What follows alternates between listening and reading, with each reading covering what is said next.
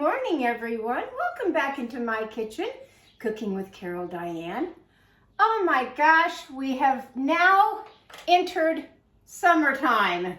It's great for all those that like the hot weather. Me, not so much. I got a lot done this last week and weekend, worked my tail off trying to get things done around my property, and I did. So today, I'm going to show you something that I've cooked lots of times, but it's just kind of one of those, you can cook it in a lot of different ways, but I'll just show you how I'm going to cook it in mine.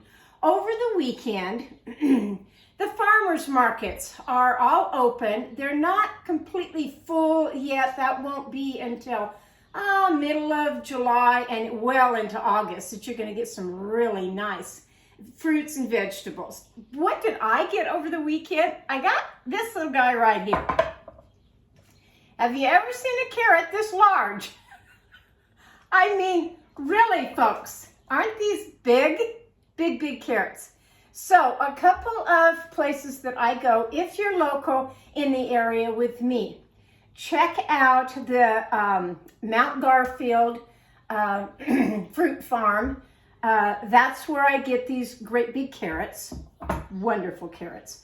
I also got, now they may look funny, but these are delicious. These great big tomatoes here. And I got the nice onions and the zucchini. Now the zucchini isn't as large as what I would like, but really this is good for, you know, I clean it very well. I slice it in half. Most of the time I put it in a skillet with just a little bit of water, so I'm really kind of just steaming the zucchini. Put some butter with salt and pepper on it. Fantastic, really fantastic. So the veggies I got at Mount Garfield.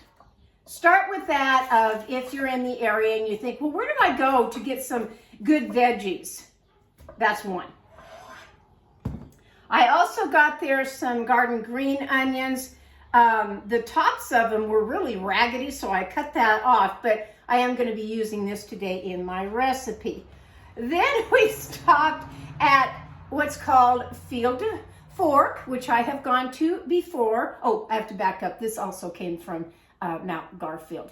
Sweet little cherry tomatoes. They're like eating candy. They really are. Really good. Okay, so that's those.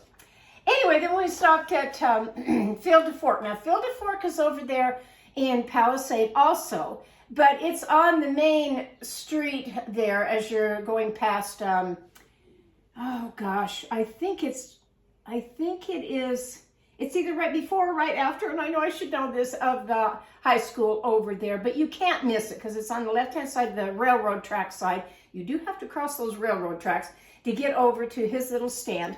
What did I get there? Well, husband and I go to a lot of different ones, and I have been making black cherry pies, but I have been kind of going to the different ones to see which black cherry I like, from the grocery store, from Walmart, from the fruit stands, and the best ones that I found, this little box of them right here. These are the black cherries. These, of his anyway, are the best tasting that we found. So sweet, so juicy, so tender. It is like eating candy, it really is. So I bought a box here. It wasn't cheap. I will not kid you, it was not cheap. What is anymore? And I'm going to make a couple of pies with this. It takes about 4 cups to make my black cherry pie. So I got all that this weekend, which I was thrilled about. Then we always stop off at the McLean Fruit and Farm, and that's where we get our peach ice cream cone. And right down from him, and there's no name on it. It is and I'm going to show that in the video. I'm going to show pictures of where we stopped because I saw all these little young peach trees, and they were in buckets. So I looked at my husband, I said, are they selling those little starter trees? He says, I don't know, let's go in and ask. So we did. Really nice man, really nice man. His name is Mike. And he just went on and on of how to grow the peach tree, what to do with the peach tree, everything you thought you knew, and then some about growing a peach tree, which was so helpful because we've planted quite a few different varieties of peach trees. There was a wagon that they take you on little tours that you can go and pick your own. That day was cherries, the cherries and apricots. And usually in his store, lots of them of the fruit and vegetable markets, that they'll have little areas just like this. They'll have one on the counter of that. And that's your taster, that you can taste the little cherry tomato before you purchase it.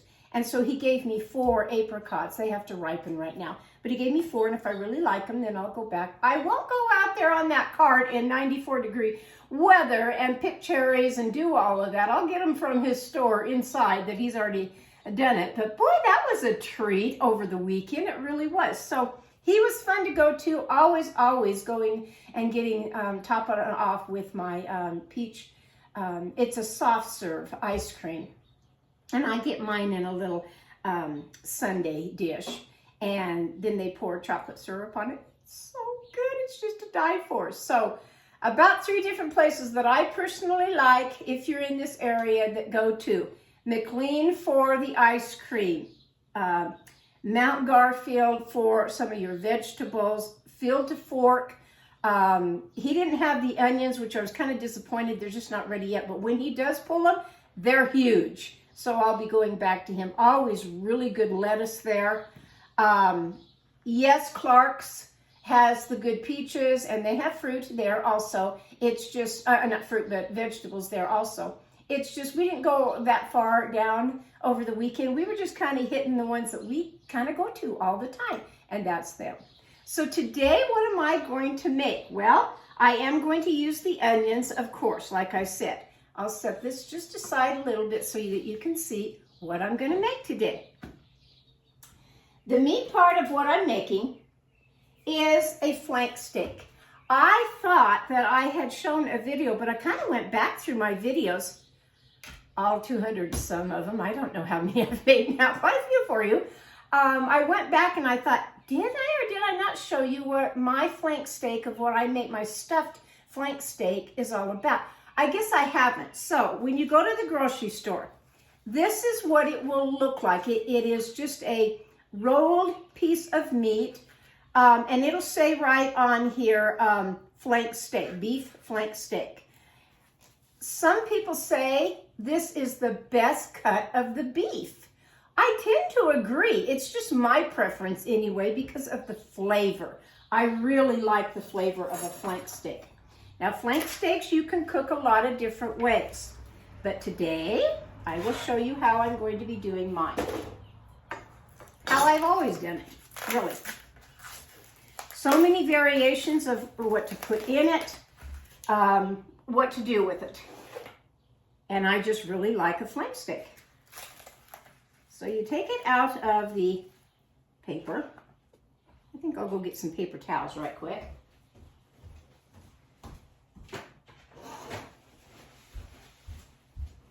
Just because I want to get a lot of that blood. A little bit of blood in the paper here. And kind of coat it off really well. I'll do both sides. So here's the meat. Looks like this. Couple things you can do. You can leave it just like this, or you can take a knife and you can cut through this and make it a lot larger, which, okay, let's try that today just to show you it can be done. So get you a really sharp knife. I guess I'll take this one today. And you're just going to start at one end, very much like if you were filleting a fish or something, that you're going to carefully cut this open because you want more of the flank steak. Lots of times I've just left it like it is. I really have. Because you have to kind of work at it to get it cut through. Now, you can feel inside, when I say it's going to be stuffed, that's exactly what I mean. I'm going to put things in this and stuff it, very much like when I did my stuffed pork chop. I don't know if I can get this one today all the way through.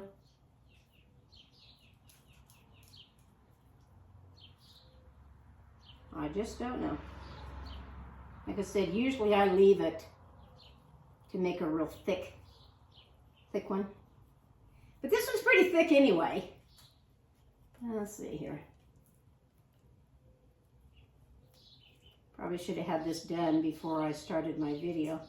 But you know me, I just kind of wing it in my kitchen.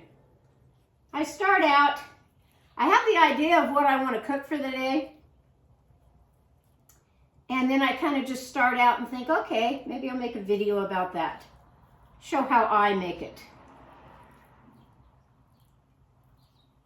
That's a thick piece of meat here. And because it has all the fat, of these lines of fat running all the way through it, that's what's going to make it tender, yes. But we're going to help that along also. I had a boo-boo right there. That's okay. We don't care about boo-boos when we're cooking in the kitchen. Some boo-boos can be covered up.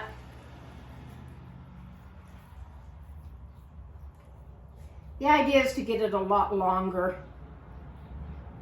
Not longer. Kind of like when you're rolling out pastry dough. And you want it a lot longer than what it is. Without going all the way through the meat like what I just did there.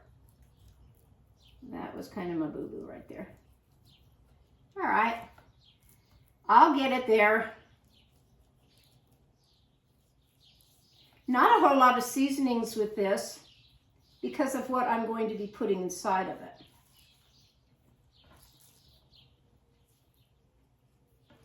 Okay, so it's going to be a long one. Okay, there's my flank steak. Pretty close to what I wanted.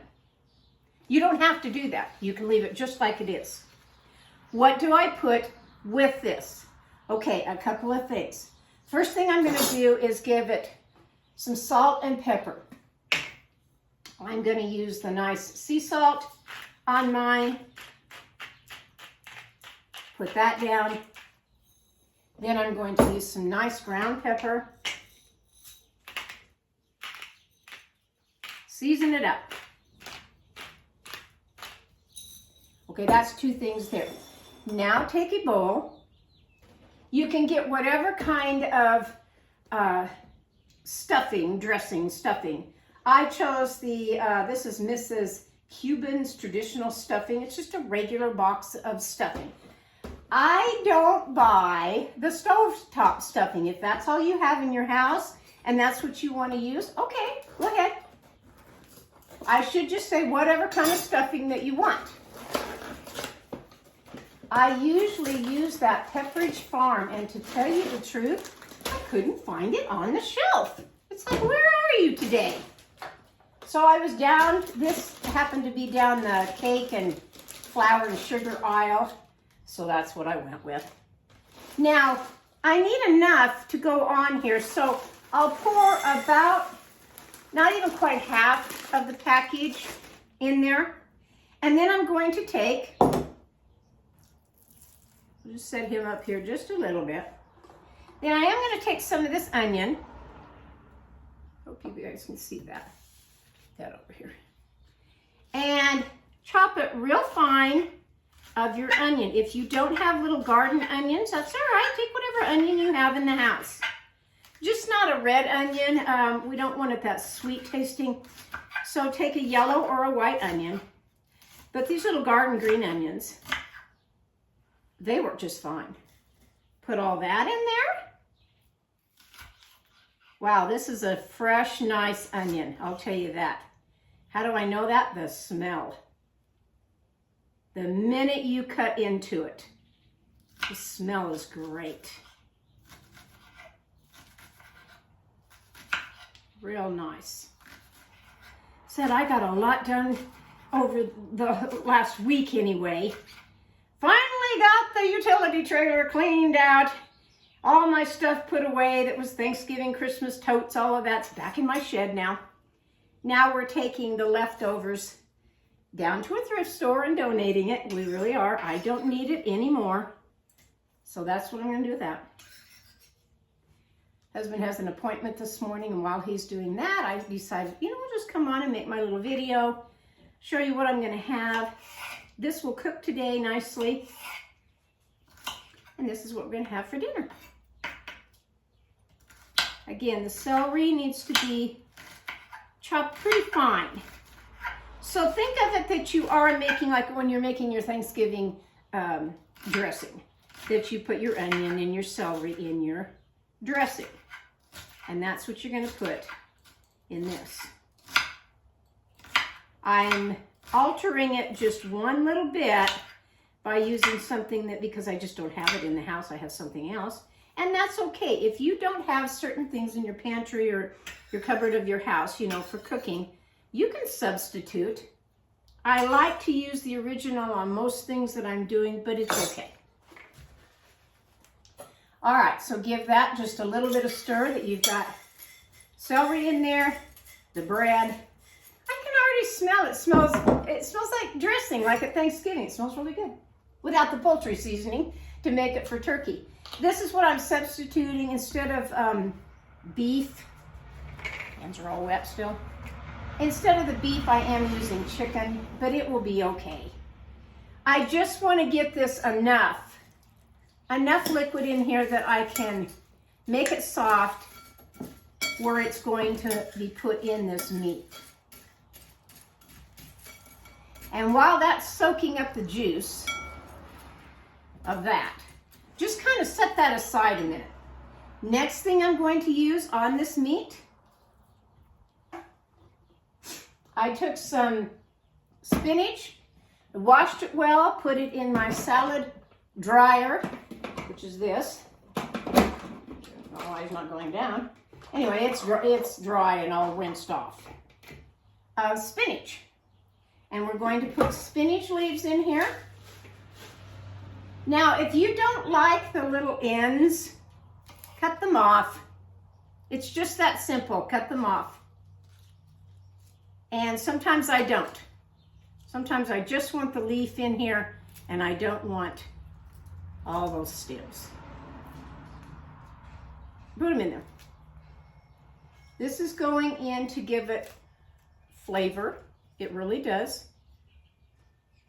It's going to be a lot in this little meat that we're doing, but really, once you've ever tasted a flank steak, you'll say, "Ooh, I want to do that again." I really do. I can't even remember how long ago it was that I started cooking these.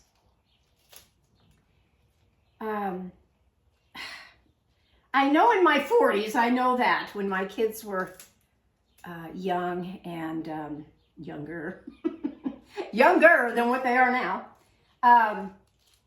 Anyway, I stumbled across, I really do think now, memory serves me correctly, up in Craig, that area where I came from, had a nice meat market. And I used to go in there and get catfish. They had frozen catfish to die for. Really, the taste was wonderful. And I would get that, and I'm pretty sure this was always there, and I would get it. It made a lot, and that was great. That was great. Trying to get some of the bigger leaves here. You don't care how it looks on here, it's going to be just fine. You're going to say, well, that looks really funny, doesn't it? Yeah, kind of does. It kind of does. Maybe just one more. Okay, now that's your spinach right there. What else am I going to add to this? I'm going to add some Swiss cheese that are in the slices. They're going to come looking just like when you buy the cheddar cheese when you're making a grilled cheese sandwich. They're going to come just like that. Get you some of those. take the little packages. Now, because it's the Swiss cheese, it's gonna melt when it cooks in here. It's gonna melt and be real juicy tasting, and it's very tasty. Trust me, this is a good dinner. It really is. With this dinner, you can have, yes, because it has dressing in there, you don't want a whole lot, but you can have mashed potatoes, you can have a baked potato with this. You could have rice with it. You could have, because it is summer now, you can have any kind of a cold salad, meaning macaroni salad, your potato salad, whatever you want on that.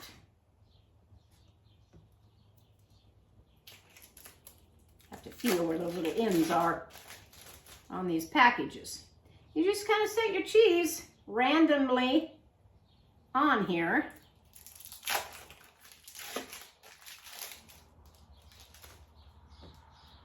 You're gonna need just one more.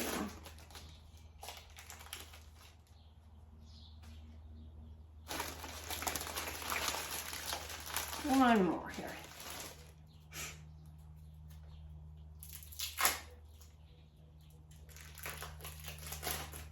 It's just a beautiful morning today. Okay, so that part's done. That's the layering effect on that. So now let's take the bread part of it, of your stuffing, because that's what's going to go in it. Put that all in here. And you watch me. It's just kind of eyeballing it to see. I'm going to say maybe, this one's kind of a larger one. I'm going to say maybe 2 cups of the dressing. You're just going to have to kind of guess on this, on your particular flank steak, how big it is. I didn't see poundage-wise what this one was. Get all the goodies on that.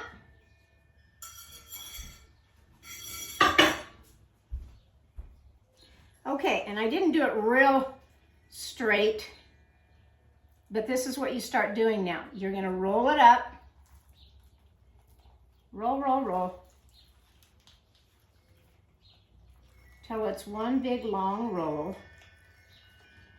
Still looks a little funny, and that's okay. All right.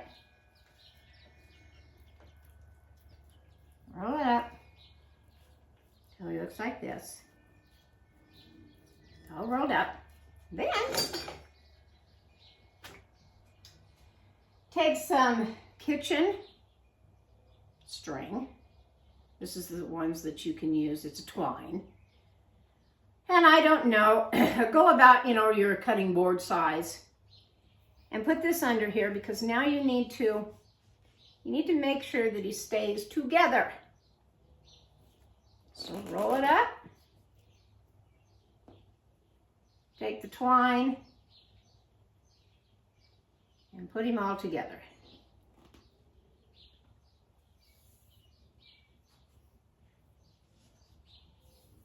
I usually do about 4 on here.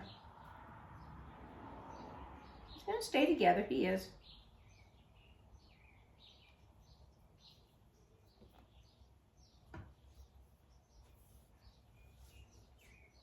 It's really a simple dinner. Because you have the stuffing in there and the nice cheese and the spinach, it's a flavor you wouldn't believe. Plus the meat flavor. It's very, very good. Let's put one down here on this end, just to be on the safe side. Could tie it in a bow, but... And then come along and flip off your little ends.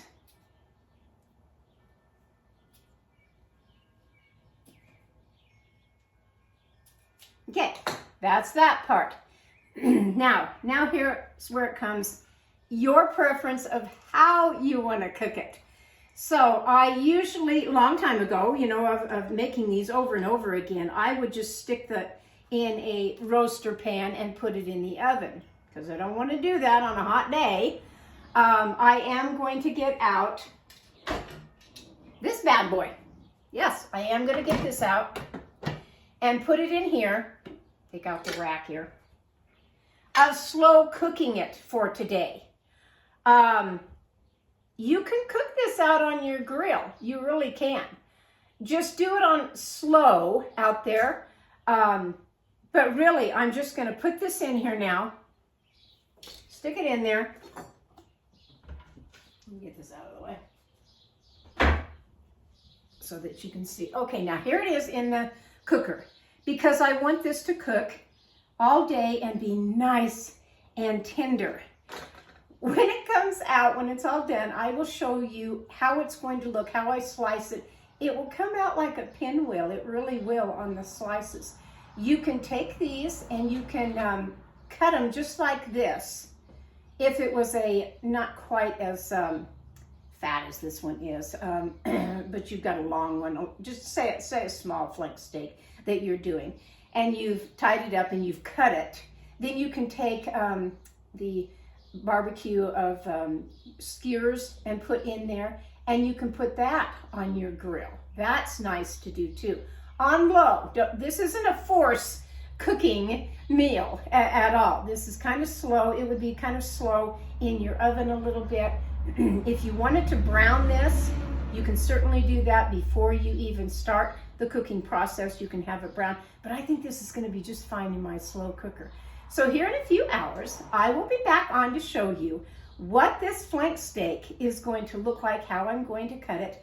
I will add, just because it's going in a cooker, I'll go ahead and add some of my broth to it. Yeah, not very much down there. Now on the outside, I can add more of the pepper and the nice salt. Be generous. It's got to have a lot of flavor, and it will. It really will. So that's that part, and I'll check back with you pretty quick.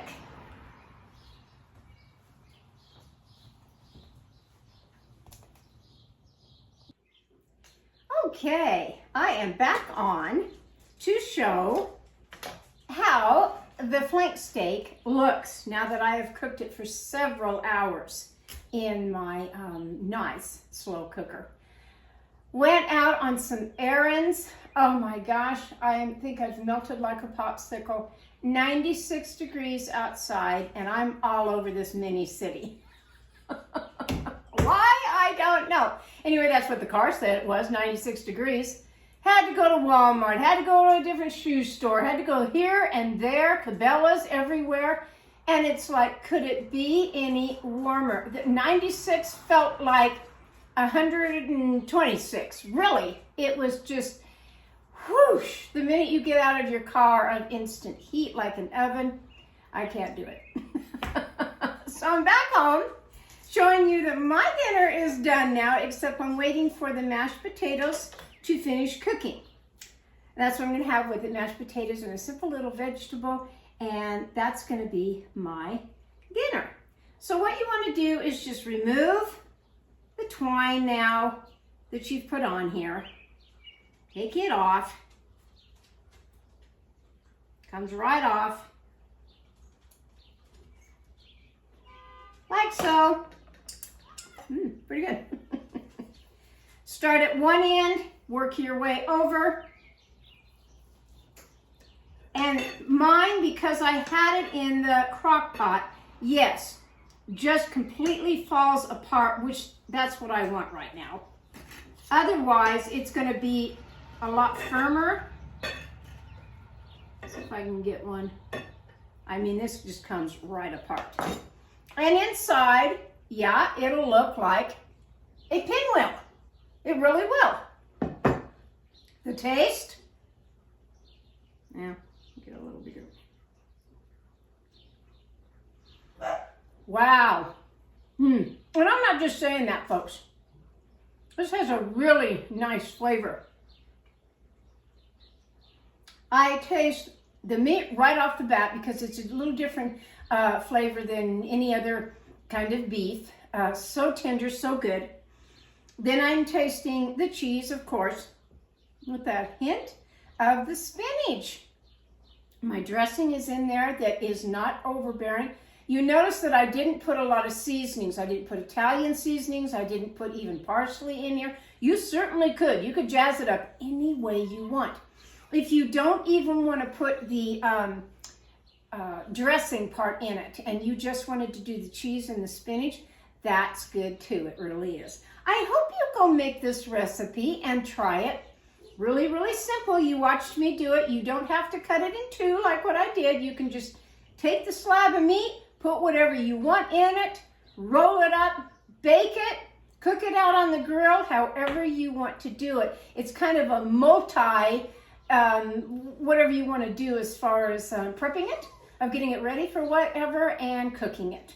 So from my kitchen to yours, happy summertime now. It's not spring anymore, it's summer, definitely summer. Happy summertime. Hope you go make this recipe of the stuffed flank steak. And I'll catch you next time on Cooking with Carol Diane. I will put the fruit stands on I have several of them on my website, cookingwithcaroldiane.com. Check that out as far as where to go to buy this nice produce and or fruit in my local area anyway. I'm sure you have some kind of a fruit stand where you live, and if you don't, it's okay. Just enjoy what's at the grocery store too, because food's food and it's good. Catch you next time. Bye-bye now.